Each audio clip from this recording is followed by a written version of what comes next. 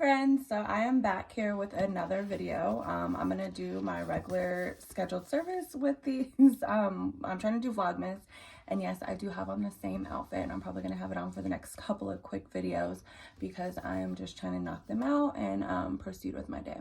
So I finished this book forever ago, literally probably like a month ago, and I've been slacking on my reading, but I finished this one, and for me, it was a lot of information, a lot of good information. I've read, I think, maybe 2 other books by this author, and she gives a lot of information, a lot of recipes. But for some reason, I don't know, like other people like recommend them and stuff like that. I don't know if this one per se has been too much recommended. I know she just like re-released it with a new cover. It used to have a different one called like 4 Seasons or something. But it's just not what what I'm like expecting. I don't know, like this one's African Magic, and it's talking about the 4 seasons, and when I think of that, like this is, I think she practices hoodoo. I'm not 100% sure on that. I think she practices hoodoo, but then when I think of the 4 seasons, I also think of like the Wheel of the Year and stuff like that, so then I would think that's like way incorporated in that. And she did give like a lot of things that you could do during the seasons and stuff like that, but I was just thinking of something more like set in stone, which I don't know why, because I know especially like with hoodoo, like it's your own practice and whatever resonates with you and how you feel and that sort of thing. But for whatever reason in my mind, I'm just like, I want something that's like boom boom boom, like these are like things that you need to be doing in the season, so that I can just have more of like a almost like an organized schedule or something like that. Like, this is what I do in spring. I'm supposed to like spring clean. I'm supposed to do this. I'm supposed to do that type of vibe. We're supposed to bring in the new year because the spring is the beginning of the year, you know, even though the witches, like with Wiccan stuff, they start, I want to say the witches' New Year is like around Halloween or something. That doesn't resonate with me. For me, it makes sense for spring, like the way that nature's set up and earth and like all that stuff. So anyways, this book was like jam-packed with a whole bunch of stuff. It's just a little different.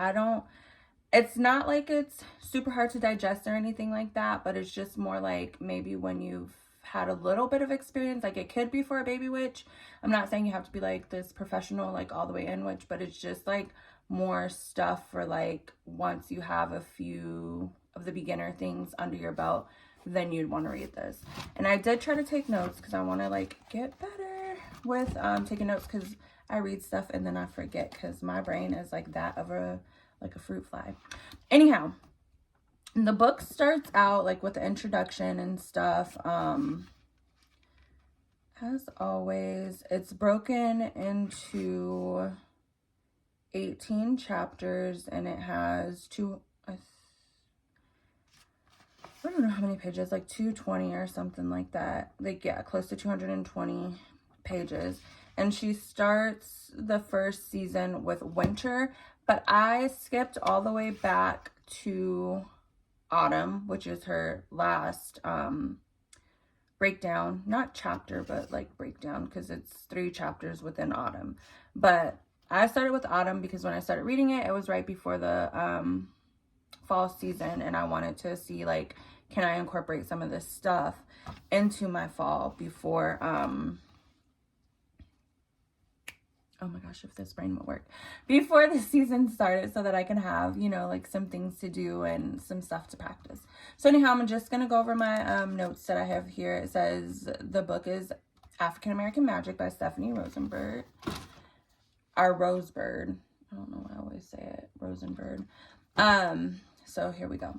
It says, hoodoo is concerned with health, wealth, love, luck, and happiness. Even though people look at it as like demonic and like close to voodoo, which isn't demonic either, there's a big difference, I guess you could say, between the two, and that's what it's about. Like, literally, it's nothing evil. So says a list of spiritual tools and what it can be used for. I don't know why I wrote that. I have no idea. See, that's my problem. So then it says mixing 2 ideas, creating a spiritual guardian, knowing how to properly harvest your herbs, communicate with them and the spirit within them. Wildcrafting and being careful and making sure that, one, you're picking safe plants, and then two, you're not over harvesting stuff or getting stuff that's like endangered. And then you also have in there your ancestors, and you have your harvest, your offerings, and then you harvest different parts of the plant. Some of the stuff works for different things. So that was just kind of like in the introduction of when she's, you know, the beginning of the book. So then I went to fall, so I'm just going to do it, I guess, in the order that I read it in, because that's the order that I wrote the notes. So it says, fall is a time to begin the journey inward into ourselves and into our homes. Fall festivals, you have Day of the Dead, All Saints Day, Aru Odu, and I don't really know how to pronounce that. Given autumn meditation, you have moon rituals for the blood moon, and then I guess also the harvest moon, and then some food. She gives food suggestions in there. She gives health ideas for men, women, and animals. She talks about bones and cartilage and bone charms.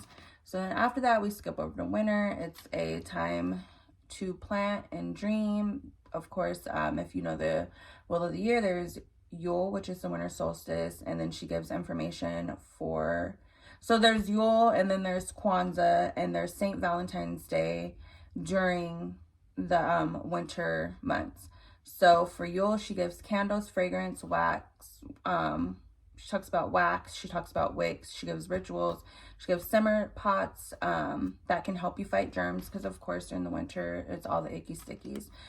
She also gives a floor wash, she talks about Kwanzaa, she gives some recipes, and then again St. Valentine's Day, so she talks about roses, Aphrodite, neroli oil for confidence and cheering up, teas, oat bath, and then your elders. And then winter is also about like death and it being necessary, and then she has a remembrance garland in there, which I think was pretty cool when I was reading it. And so we know when winter comes, the earth kind of like dies and goes to sleep, and then spring comes and we're starting to wake back up. So fall, it like kind of begins to die, winter it's dead, and then fall we arise, and summer we're living our best life type of thing. So then after that is spring. Spring is a special time of year focused on awakening, new beginnings, growth, development, and balance. For many, spring stirs new feelings of life. So again, we're waking up, animals are being born, animals are waking up, the sun is starting to wake up and warm the earth again. So then spring, of course, we think about eggs. We think about Ostara if you celebrate, Isis or Aset. So she gives a snake divination bath. She talks about rain, water, and the water goddess, rain season ceremony, hair tonic, soap, stay away from pest mojo. So that's like a spray. Herbs for curly hair and information on locks. Summer then comes, so it's summer is the time to build our reserve of mojo for the rest of the year. She gives an oak moon bath. She talks about Juneteenth, gopher dust protection, raw invocation, summer roast, love, sensuality, beauty. She gives some colognes and perfume information. And then making things from your garden. So she talks about teas, fruit salad, peach pie, homemade juices, smoothie, and iced beverages, facial hair, smoothie, and juices. And that is a lot of information to cover, and it's really cool. Like, I do want to try some of the recipes and stuff, but I don't know, like, I'm just more of a like set in stone type of thing, and these are just like, okay, well, you could do this or you could do that, but I'm just like, what exactly am I supposed to be doing? Like, what is the best thing for me to do so that I can get the best out of each season and renew myself, ground myself, whatever I need to do.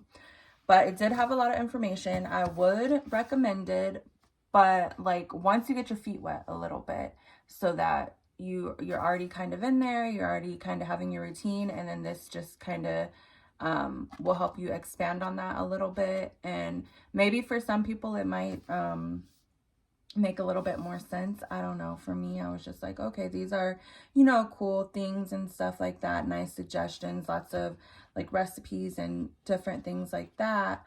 But it just wasn't 100% what I was expecting, if that makes sense at all. So anyhow, I hope this book review went over pretty well. It's a lot of rambling, I know. But yeah, into the next one.